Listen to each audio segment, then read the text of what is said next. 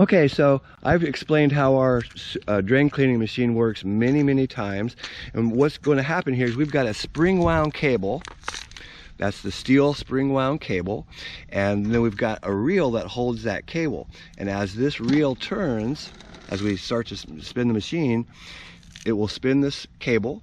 And as the cable goes down the line, if it hits a stoppage, the cable will stop turning, and it builds up tension. It's spring wound like a slinky. And as that tension gets greater and greater, the end of the cable, with or without a cutter, is going to spin really fast, and it cuts out the roots, and or if it doesn't, we'll find out what's going on because we can hear that cable wherever it's at. So as the operator pulls the cable out, you can see we just push it right down into the line. It has a transmission, but a good operator will usually do this by hand because we want to feel and know what's going on underground. This line comes through here, under the sidewalk. I can hear it right over here where I'm standing.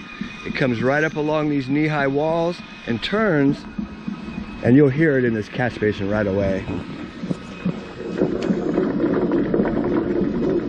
Can you hear that? That's the cable that's coming through the line.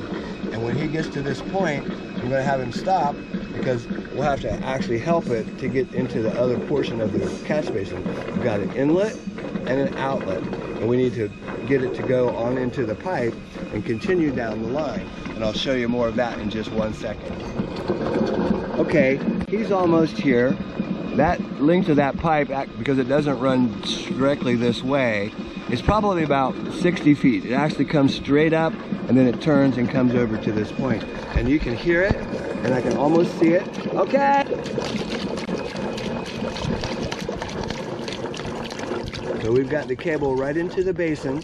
Now we need to take the screws out and open up this basin and push the cable into the next section of line. So what we're going to do is take these screws out that hold this grate in place.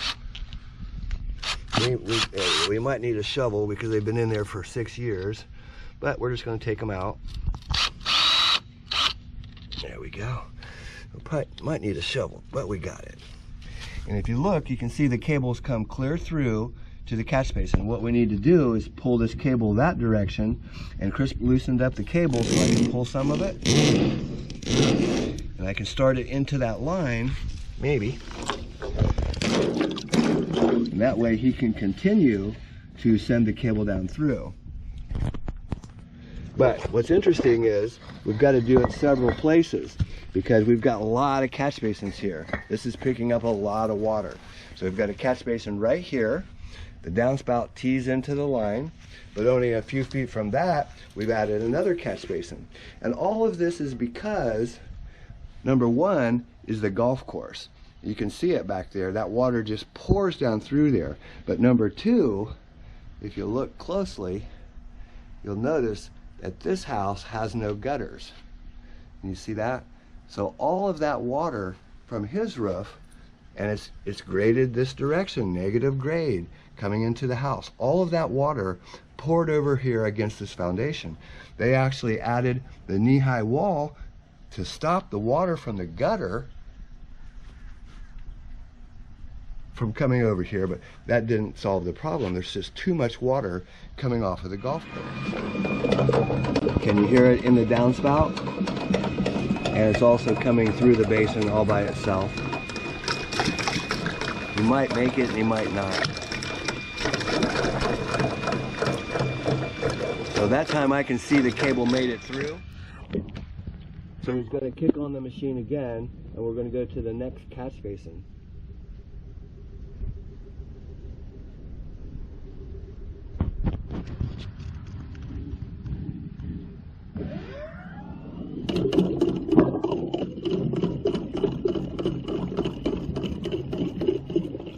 Go ahead and walk right up here to this one, and we'll go ahead and open it up because they're so close together.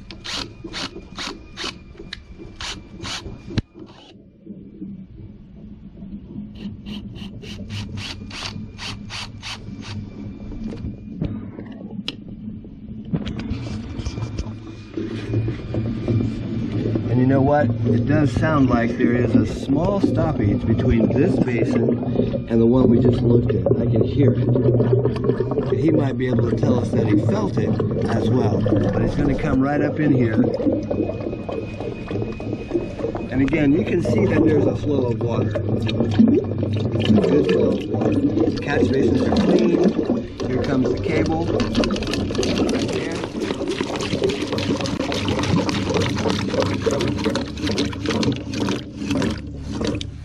So I'm going to pull it.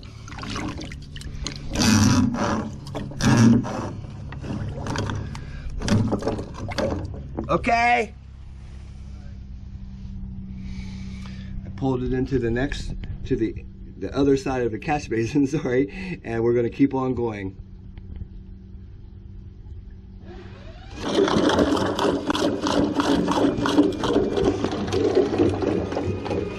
So that line continues on. Let's see if we can hear it in this basin. Oh yeah. This one's got a little growth over the top of it, but nothing major to worry about. They really did a nice job of maintaining their grates, and I can see there's a good flow of water coming through there. Let's go on down the line a little further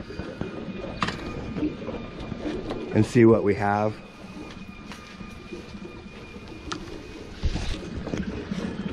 Same thing here. We've got a really good flow of water coming through here.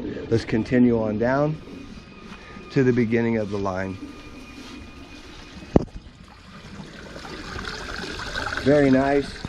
And we're going to listen in here.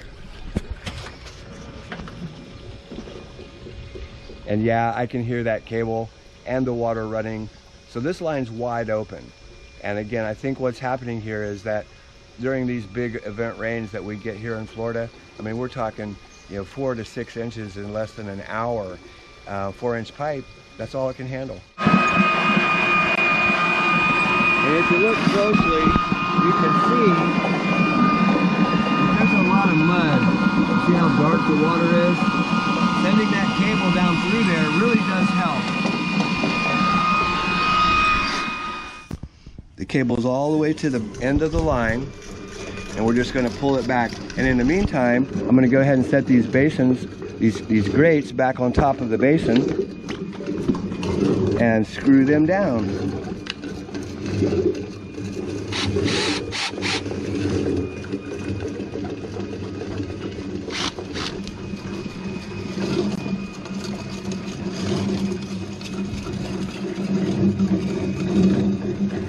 I can hear that cable getting closer and closer to us. It's just working its way back. Do this with one hand here.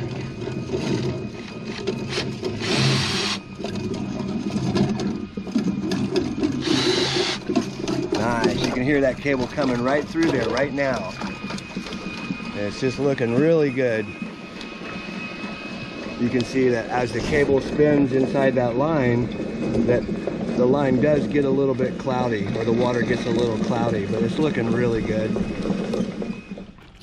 So, quick review. Back in 2016, 2015, we came out here and installed a drainage system. And you can see here's where we cored the curb. Beautiful core. Lets that water come straight out into the gutter where it belongs. And this line is 4-inch corrugated ADS, tunneled under the walk. Comes right up here to the wall. It turns. Catch basins collect immediate surface water. No water stands in this yard. But you can see there's a downspout, catch basin, because so much water had been coming off of this roof over here that it just totally flooded the area. Before we came here to solve the negative grade, they actually put up a knee-high wall. Very expensive project to do that. It didn't solve anything. The answer to negative grade is not regrading, it's not adding a wall, it's adding a drainage system.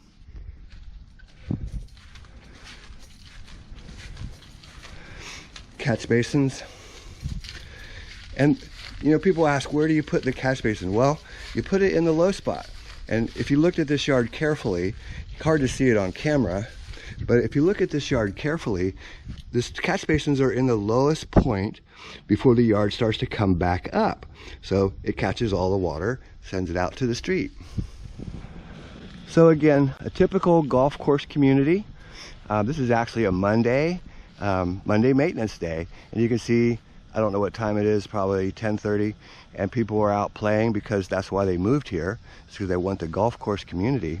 But you can really see it from here. When it rains, that water comes off of the golf course, comes down, and they created swales. But all it did was just kind of trap the water and force it even more. And it came right around and went straight against the back of the house and straight down between the houses, causing major problems.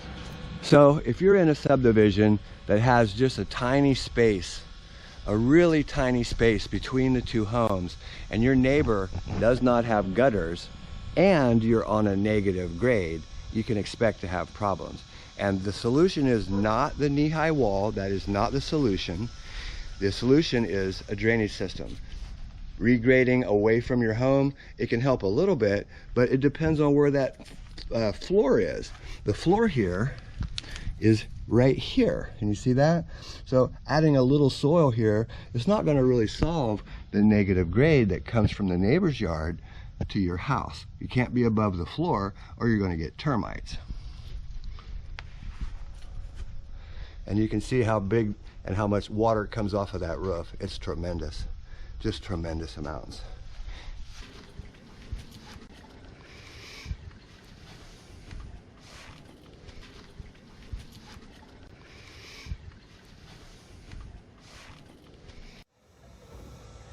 So I don't know if anybody noticed, but this hat is from Tye Family Landscaping. And Tom and I, his wife Dawn, have become pretty good friends over the internet. And so he sent me a cap, which was just so cool. Thank you, Tom. If you're in the New Jersey area and you're looking for a really trustworthy someone to put in a rainwater drainage system, gutters, downspouts, sump pumps, all of those things, look up Tye Family Landscaping. Hey, this is Chuck with Apple Drains, reminding you that if you believe you can do something, I guarantee you can do it. Have a great day.